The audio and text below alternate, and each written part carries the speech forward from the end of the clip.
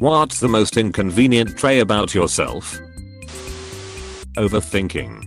That's sometimes led to inaction. Does your inaction come from being overcautious because of overthinking? I find that I care too much about people and outcomes. So sometimes I just do nothing instead of doing something. Like the trolley problem link. Wikipedia. org/wiki/trolley_problem. All the time. Yep. Exactly what my problem is. I often find myself not saying that opinion or not asking that burning question or not telling that joke or not making that first move because I'm afraid people might get offended or for fear of creating an awkward/embarrassing moment. It has led to a few missed opportunities in terms of my career and my relationships with people. It is something that I have been trying to overcome. I often use a trick where I will ask myself, will this action physically harm/kill anyone including myself? If not, just do it/say it and see where it goes. You'll live and learn to laugh at yourself. Because it is true. People do forget or dismiss it after some time. The problem is that itself involves some overthinking at times. Still working on it too, while like the trolley problem. Though I would pull the lever unless they've mentioned like the trolley might kill the 5 people. Which will definitely send me down that overthinking to inaction path. We are 2 peas in a pod. My friend. I always hear people talk about teaching kids empathy, but I hate that I was taught empathy as a kid like it was the only important thing. Now I find myself considering everyone's feelings or motivations constantly. Half the time, if someone isn't blatant and dead honest, I can't make choices that affect other people. Because I don't have correct assumptions to go on. I often have to remind myself that I'm burdening other people with decisions if I won't make them myself. You win some, you lose some. Sometimes you have to be selfish. Sometimes it's okay to not give a duck. It's hard. I'm very indecisive. When there are too many choices, I get overwhelmed and give up. I used to be this way until I began carrying around a couple of D10s of a differing colors. If I have choices to make, I'll make designations in my head and roll the dice, generating a number between 1 to 100. Sometimes, in the moment before the dice stop rolling, I discover what choice I really want to make. In those instances, I go with that choice. That is an interesting approach and I could see it working in certain areas. But I'm not sure if that would work for the situations I often have trouble with. For example, if I need to pick a paint color, I struggle for months to be sure it is the right one, which doesn't necessarily correlate with the one I want, if that makes sense. I see. That said, roll the dice to help you eliminate a choice then. I have a friend who quit smoking with a D20. He was only allowed to smoke if he rolled an at 20, and he only let himself roll once per craving. Eventually he just quit.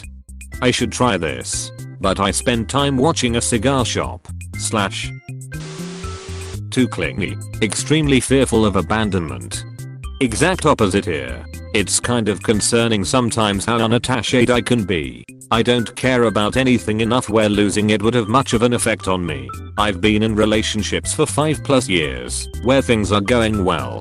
But if my partner said I think we should break up, then I'd just be like okay and move out the next day without even being too bothered by it. When I'm around people I'm hyper aware and very caring.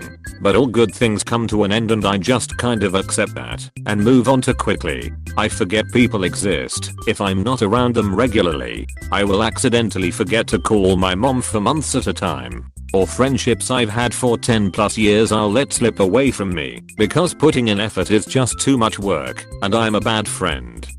And here I am, being extremely clingy but so afraid of showing that I distance myself from people I care about. Best of both worlds. I hate vulnerability emotional wise, so I never open up and I'm scared I'll hurt relationships because of it. Edit. Hey, wanted to reply to everyone but I can't do that RN. I think we all know bottling up something will never end well, but doing so may result in someone spitting in our face. Hence we never take that leap of faith. So here's to finding somebody we can take that leap to the other side with. I'm sure there'll be one out of the thousands we will meet in this lifetime.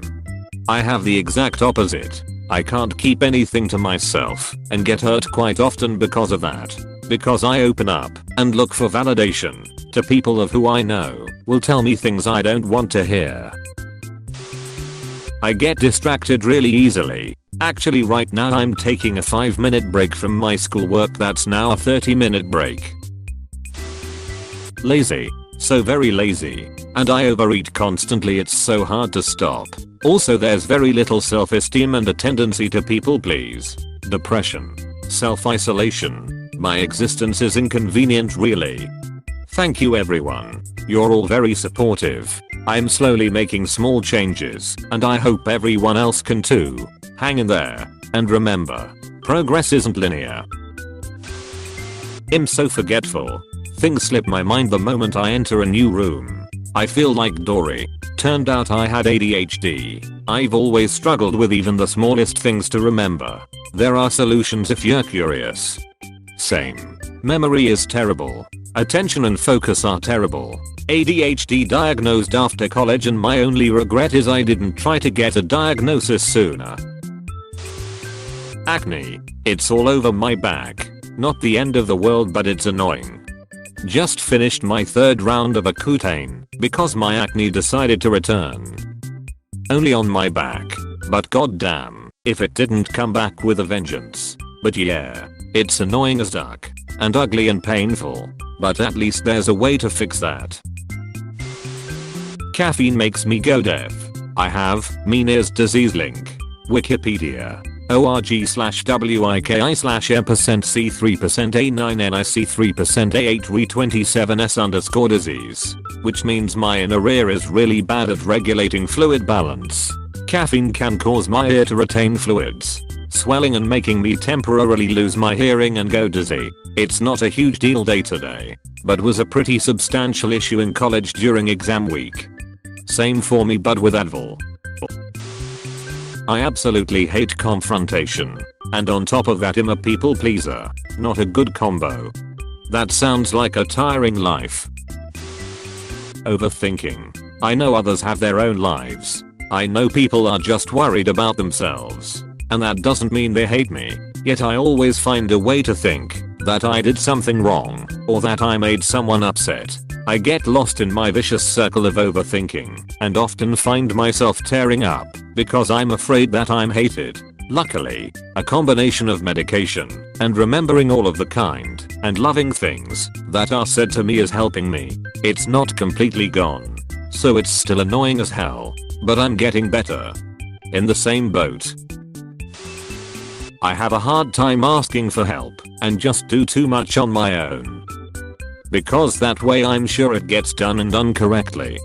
I always avoided asking for help out of embarrassment. Took a long time to realize that asking for help doesn't mean you're weak, and accepting help doesn't mean you're being pitied. It took me until I was 26 years old with a new baby to swallow my pride and ask for help. After receiving help a few times, I realized I wasn't being pitied. My helpers had just once been in my shoes and knew the struggle. I see the worst in people. Hard to see the best when they don't show it.